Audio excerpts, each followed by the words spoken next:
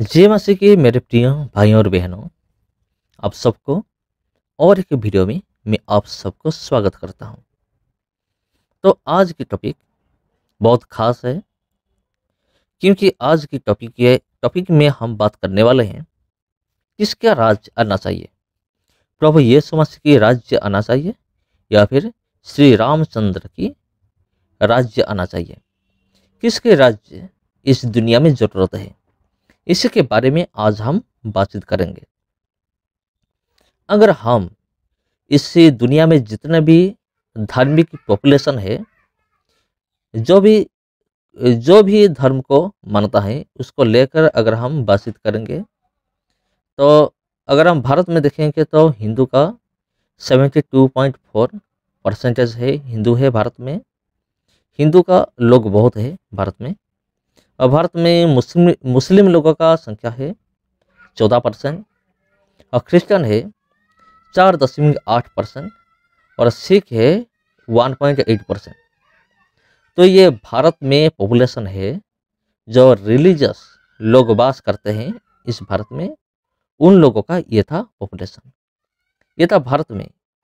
अगर हम पूरी दुनिया में हम देखेंगे तो क्रिश्चियन लोगों का पॉपुलेशन है 31.6%, और मुस्लिम लोगों का परसेंटेज है 25.8%, हिंदू लोगों का संख्या के 15.1%, और बाकी जो रह गया 14.4% वो दूसरे धर्म के लोग रहते हैं।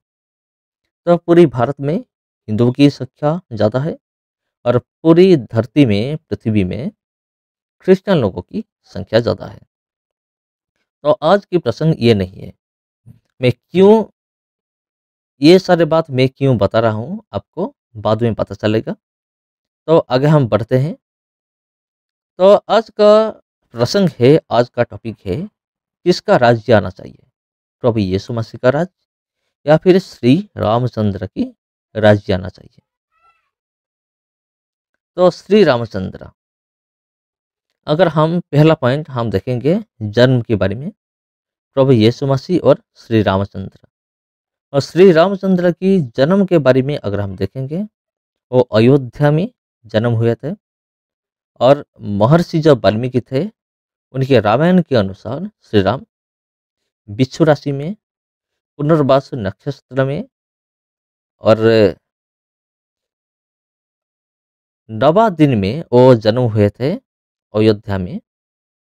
अ, तो उनका डेट था February 22, 7119 BC।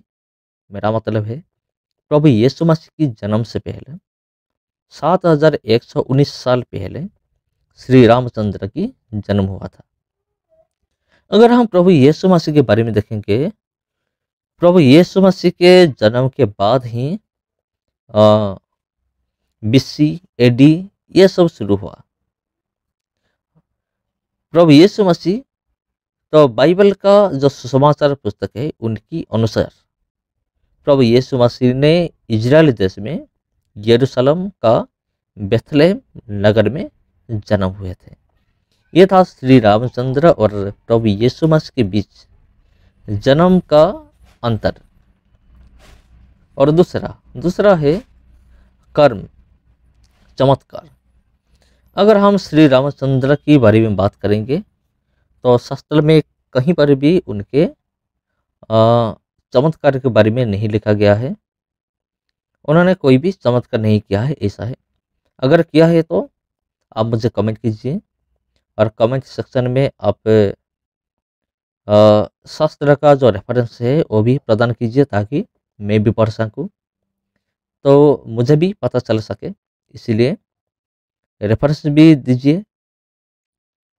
और अगर हम प्रभु यीशु मसीह के बारे में अगर हम देखेंगे, प्रभु यीशु मसीह ने उनकी ज़िंदगी में अनगिनत चमत्कार किए थे। ऐसे लिखा है, प्रभु यीशु मसीह ने बहुत सारे लोगों को चंगाई किया। प्रभु यीशु मसीह ने जितने भी चमत्कार किए थे, उनमें से 37 यानी कि 37 बड़ा बड़ा चमत्कार थे, उनमें से मौजूद थे। ये था कर्म के बारे में पहला जन्म, उसके बाद कर्म, और उसके बाद हम देखेंगे श्री रामचंद्र उनका अस्त्र था। अस्त्र ऐसा था, अ, उनका अस्त्र क्या था? धनु और तीर वो इस्तेमाल करते थे युद्ध में, लड़ाई में।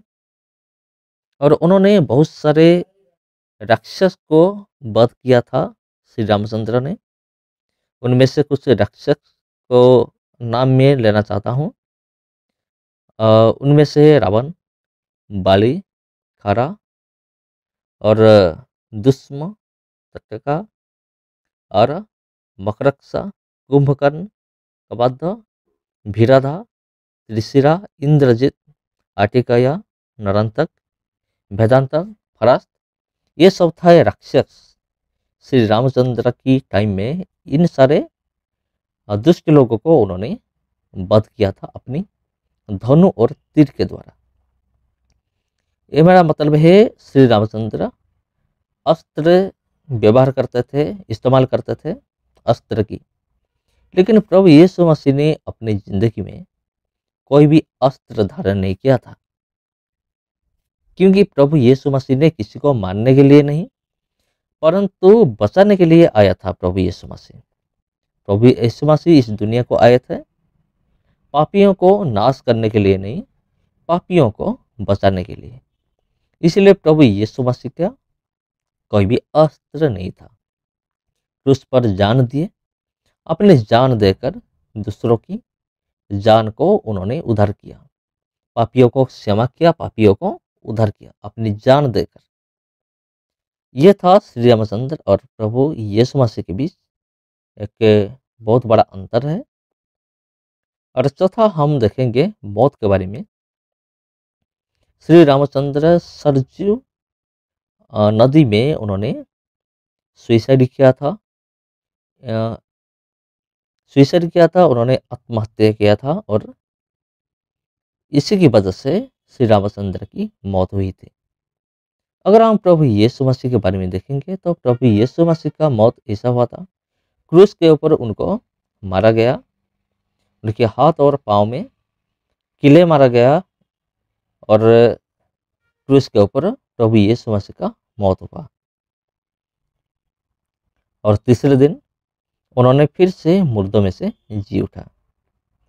ये जो 4 पॉइंट हमने देखा, इस 4 पॉइंट को लेकर हम बातचीत करेंगे सच में किनका राज्य आना चाहिए। पहला है श्री रामचंद्र। उनका भारत में जो पॉपुलेशन है, धार्मिक पॉपुलेशन, तो सारे पृथ्वी में क्रिश्चियन का संख्या है 31.6%। मतलब प्रभु यीशु मसीह को चाहने वाले ज़्यादा है। मेरा एक प्रश्न है, अगर सारे पृथ्वी में क्रिश्चियन लोगों का संख्या, उनका पॉपुलेशन ज़्यादा है, तो प्रभु यीशु मसीह के अंदर ऐसा क्या चीज़ था? तो लोग ने मजबूर होकर प्रभु यीशु मसीह को विश्वास कर रहे हैं। तो ये था सबसे बड़ा पॉइंट। इससे आप अंदाज़ा लगाइए किसका राज्य आना चाहिए। तो अगर जन्म के बारे में देखेंगे, प्रभु यीशु मसीह का जन्म के बाद ही BCE AD ये सब शुरू हुआ। अगर हम रामचंद्र की बारे में देखेंगे, वो फरवरी 22 7119 BC में उन्होंने जन्म हुए थे। मेरा मतलब है, अगर प्रभु यीशु मसीह का जन्म नहीं होता तो श्री रामचंद्र का ये जो डेट है 22 फरवरी 7119 BCE, ये डेट भी नहीं हो सकता।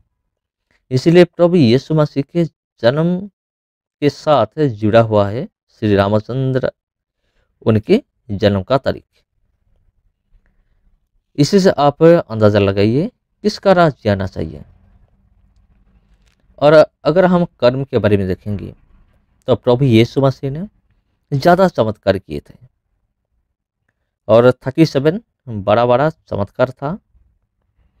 और तीसरा पॉइंट हम देखा तो श्री रामचंद्र के पास अस्त्र था, जो एक विनाश करने के लिए आया जो श्री रामचंद्र, दूसरा एक प्रभु यीशु मसीह बचाने के लिए आया। तो इसी से आप अंदाजा लगाइए किसका राज्य आना चाहिए। और चौथा पॉइंट, सबसे बड़ा पॉइंट, अगर हम श्री रामचंद्र के बारे में देखेंगे, उन्होंने अपनी मौत के बाद फिर से पुनर्जीवित नहीं हुए थे। लेकिन अगर हम प्रभु यीशु मसीह के बारे में देखेंगे, वो जो मरा लेकिन 3 दिन के बाद उन्होंने फिर से मुर्दों में से जी उठा। ये था फर्क है। तो ये था डिफरेंस प्रभु यीशु मसीह और श्री रामचंद्र के बीच। तो अगर आप इस वीडियो को अगर इस वीडियो आपको अच्छा लगा तो इस वीडियो को शेयर कीजिए ज़रूर, ताकि दूसरे लोग भी इस तरह का इम्पोर्टेंट चीज़ को पा सके। इसलिए आज के लिए इतना ही, फिर मिलते हैं आप लोगों के साथ और एक वीडियो में और एक टॉपिक में। सबको जय मसीह।